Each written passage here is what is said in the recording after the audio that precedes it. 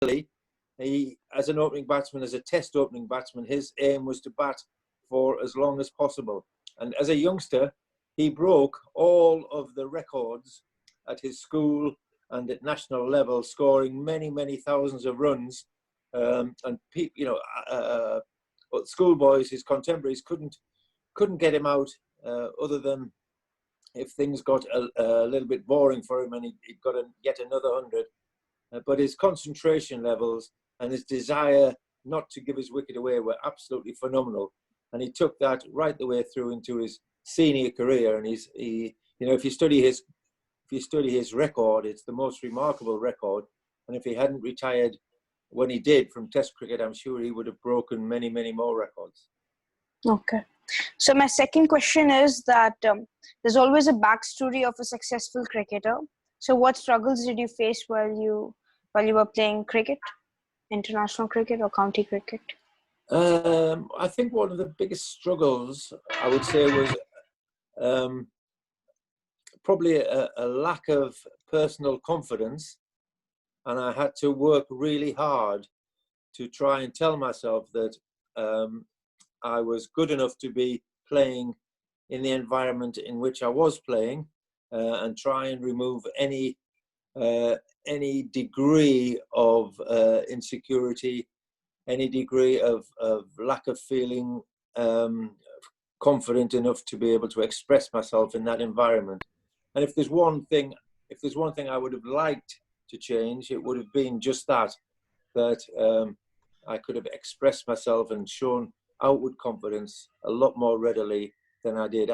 I felt that I had to get that confidence from performance, but some people have that quite naturally. Thank you, sir. Thank you very much. That's all. Okay. So next is Shamik. Shamik, your video is on or off? It's off, yeah? Hello? Yes. Hello, Shamik. Hello, sir. Okay. Yeah. Hello, sir. Hello, Shamik. Sir, am I visible? Yes, now right. Okay. Yes, sir. Sir, I would like to ask you a question. What inspired you to become a cricketer?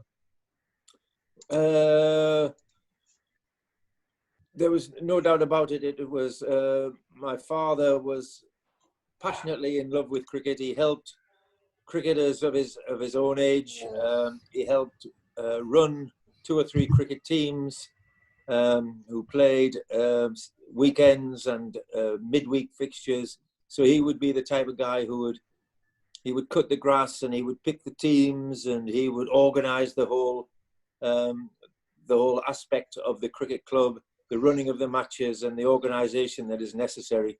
And I followed him from the age of 8 or 9 and gradually started to play a little bit better. I had a brother who was 3 years older than me, so we both went along and took the opportunity to play during intervals in matches, and gradually my brother got involved and he was selected in some of the teams, and I just sort of followed in those footsteps. But it was the passion that my father had for sport in general and cricket specifically that was a driving force. Thank you, sir. Nice meeting you. And you. And then next is Manit. Your video is... Hello, sir. Hello there. How are you? I'm very well. And yourself? I'm good as well. Is my video showing? No.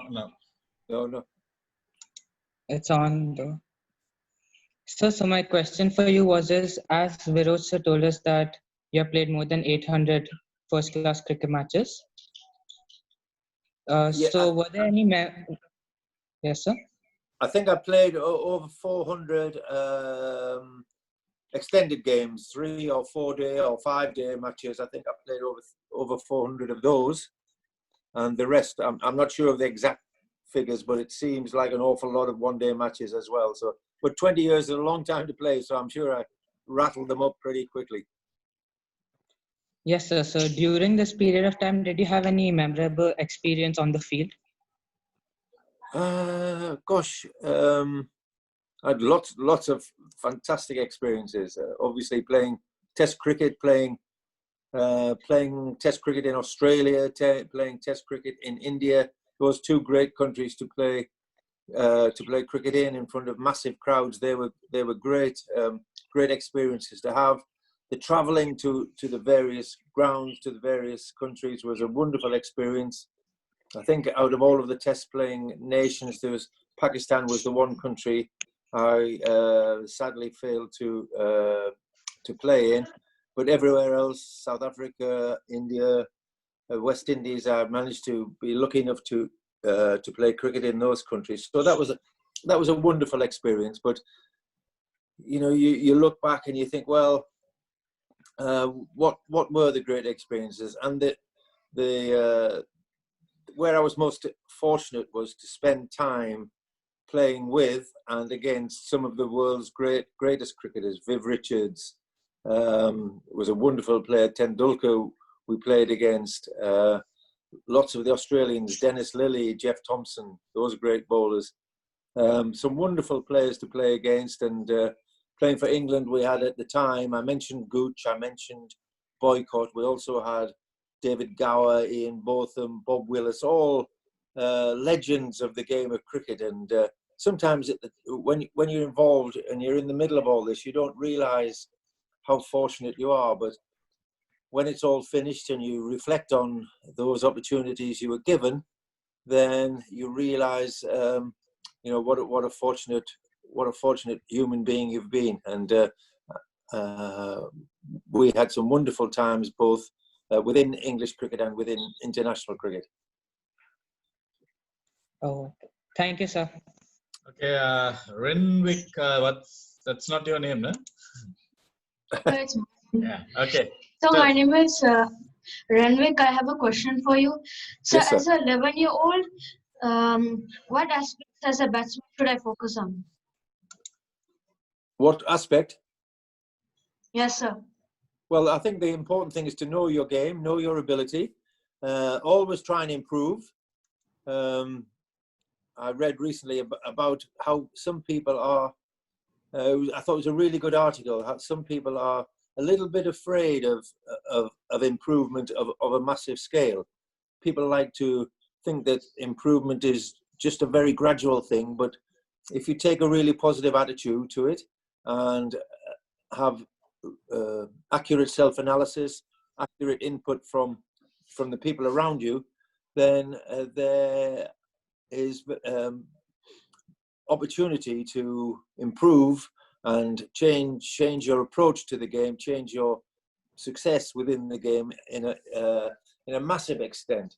And it's that ability to assess what you have, and as I touched on before, that desire to be competitive and not to be overshadowed by anybody or any situation, but have the faith in yourself and the determination to make sure that no matter what situation comes along, no matter where you find yourself, you've got to believe that you are up for that challenge and have the ability and the capabilities to be able to come through top. You know, cricket is about the challenge between bowler and batter, and it's about the challenge that internally you have with yourself, whether you have that confidence to be able to assess the situations and make sure that you, out of those two, come out on top. And that's really where the satisfaction is. At the end of a cricket match, and you've done well and you feel as though you've done your team proud and yourself proud and your family proud, then that becomes a wonderful feeling and a tremendous